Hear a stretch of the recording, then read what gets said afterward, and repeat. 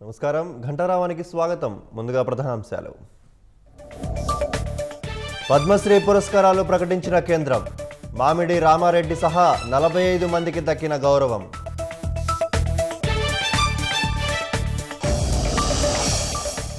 మన్ కీ బాత్లో అనంతపురం ప్రజలకు ప్రధాని ప్రశంసలు.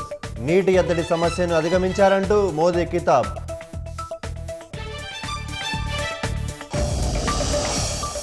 తిరుమలలో కన్నుల పండుగగా రథసప్తమి వేడుకలు. చక్రస్నానాన్ని తిలకించి పులకించిపోయిన భక్తులు.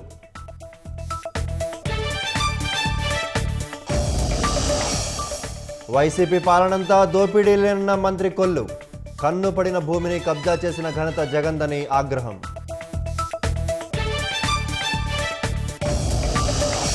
గుజరాత్లోని బనస్కాంతలో ఘోర రోడ్డు ప్రమాదం. ట్రక్కు కారు ఢీకొని 7 దుర్మరణం.